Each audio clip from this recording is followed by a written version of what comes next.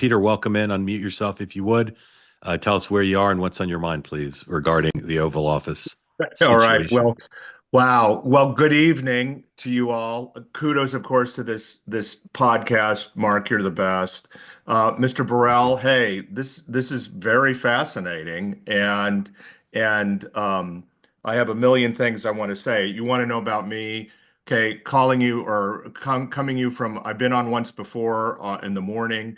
I'm a I'm an attorney, but I'm a retired lieutenant colonel from the United States Army. I did a combat tour in Iraq in 2008. I bring that up because I used to be the most neocon of neocons, but after my combat tour in Iraq became, dramatically not a neocon. And that's one of the reasons why I'm a huge Trump supporter. So that's why I bring that up. And so I guess the one thing I would say is I think John Podhoretz is on the call, isn't he? I He listened to is. his emergency.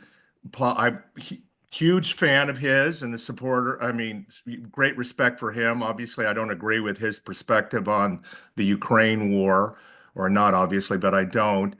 There, there is the infamous Doctor or the famous Dr. P. I wish I were doctor. I know. I I'm would saying that. prescribe you something if I were a doctor. Okay. Well, I guess the thing I was going to say, a couple of things, and I was going to bring up what you brought up yesterday. One, in fairness, and I don't want to demonize Zelensky, but one thing that John brought up is I think maybe he was not treating himself very well because he was speaking in a second language, right? And that may be why he particularly said things that offended the president and the vice president. The other thing is, I think John, and I don't want to steal his thunder, but he would say that he was sort of very critical of Vice President Vance. I guess the one thing I would say, and again, I listened to yours yesterday, Mark, with your dad, was it yes, with your dad, right?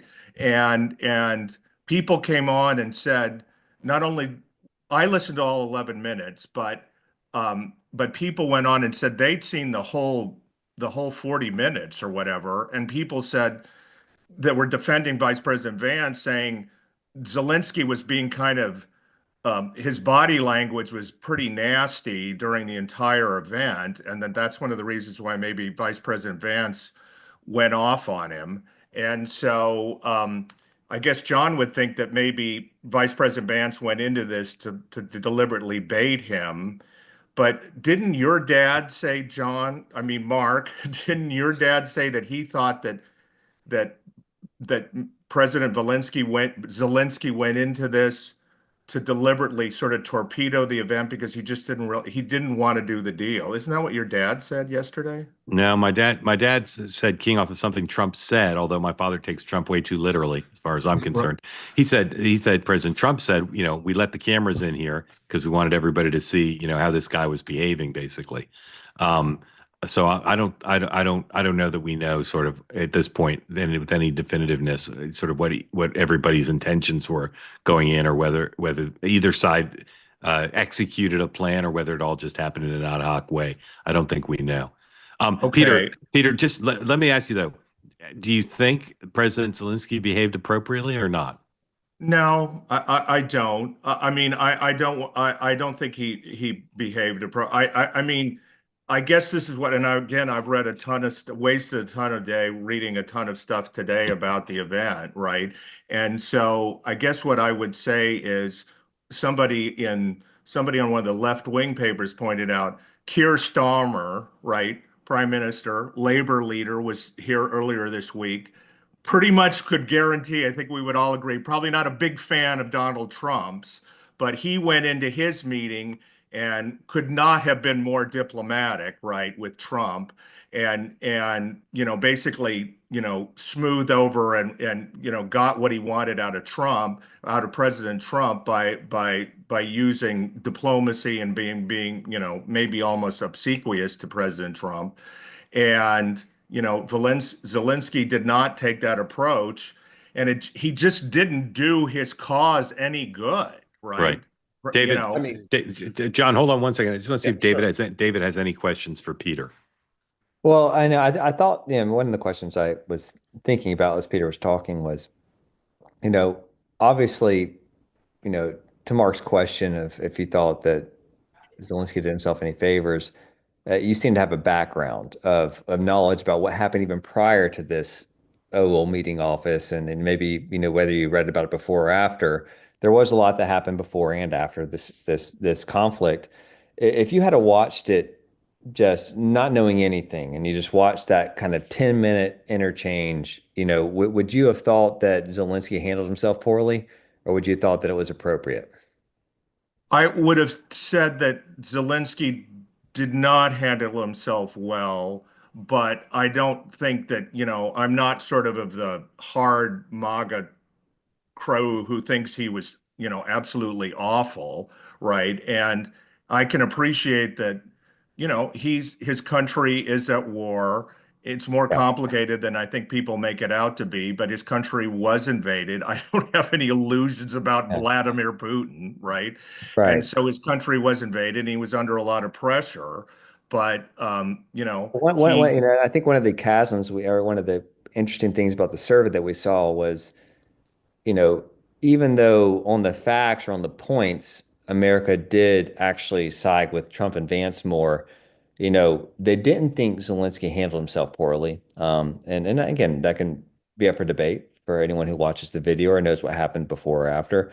And that and then also they do have a relatively favorable opinion of him. So I think it's interesting, so that's why I was asking, and I appreciate your perspective on it. Yeah. Peter, thanks for coming in. We're very grateful to you. Thank you. John, thanks for joining. We'd love to hear what Sure. you think of the survey or of the events I or find anything. the survey is fascinating because I think as David points out, the data don't agree exactly in a way that you would expect. And so the Zelensky favorable opinion after 60% of people say that he was disrespectful and that sort of thing, that's not exactly what you would anticipate. You would think that the answers would kind of harmonize along the lines of favorable, unfavorable, who did badly, who did well. Trump's statement, unbelievably aggressive statement, afterwards on Twitter and True Social, throwing him out of the White House and saying, come back when you want peace, viewed very favorably, while people still view Zelensky favorably. So what that says to me is we're in one of these places where people are being asked a question about a topic that they really don't care that much about, and that their views are, yeah, Trump was right, he was disrespectful, but you know what, he seems to be an okay guy. And yeah, Trump was right to say come back when you want peace. Trump wants peace, but Zelensky's got a lot to go say for himself, like that. It's sort of like people like us who have been hardened into place in a very serious ideological conflict, particularly intra-right conflict, are, we are in our trenches, right? And then you're going and talking to people who aren't in the trenches, and they're sort of looking at this almost like a boxing match or a baseball game. It's sort of like, yeah, I mean, Trump won, but Zelensky gave it a good shot. It's sort of like that. And so I think what's interesting about it is, just as I think that the what happened here though was unprecedented and therefore kind of jaw-dropping, and you know changes the terms of what diplomacy means in the 21st century. What policy implications it has remain completely up for grabs. Clearly, Trump is looking for a way to stop spending money in Iraq. Vance is a representative of a position in the Republican Party that says that we made a mistake, Ukraine, that we made a mistake even aligning with Ukraine. We shouldn't be aligned with Ukraine. And now his people and he, in some ways, are taking a victory lap because I think Zelensky kind of fell into a trap, or because he was facing two people who are not actually sympathetic to him. And it's been a long time since Zelensky has had a conversation with any human being on this planet who is not sympathetic to him. And Yep. he did not know how to parry. And he was speaking in a language in which he is not fluent. It's not only that he isn't a native English speaker, he's not entirely fluent in English. And Right. I just want to point out one thing, and then I'm going to shut up. It all depends on whose ox is being gored. In 2011, Bibi, or 2010, Bibi Netanyahu came to the White House, had a joint press appearance with with Obama, in which and they talked about how they'd had this meeting. And Bibi said, and I told Obama this, I told Obama that, I said this to you, Mr. President. I think we agree on that. We agree on the other thing. I want this. And Obama was furious. He hated Bibi from that moment forward. And anytime Bibi did anything from that moment until Obama left office, the general line among Democrats was that Netanyahu was incredibly disrespectful of Obama, personally disrespectful. This is clearly a trigger. This is kind of a political trigger for leaders. They don't like to have these contentious meetings. You're supposed to come to the president and say, we're all on the same page. And the president says we're all on the same, and everybody smiles. And Zelensky didn't do that the way Bibi didn't do that. If you were me and you were supporting Bibi and you didn't like Obama, that was fine with you, right? But if you were a Democrat, you didn't like the way Bibi behaved and you never forgave him. And I think this is a similar kind of dynamic, that it really does matter where you were before the meeting took Yep. place and where you are on the ideological spectrum. And if you're not there, particularly, it's not going to stick. Super, super interesting, John. Thank you. Stay with us.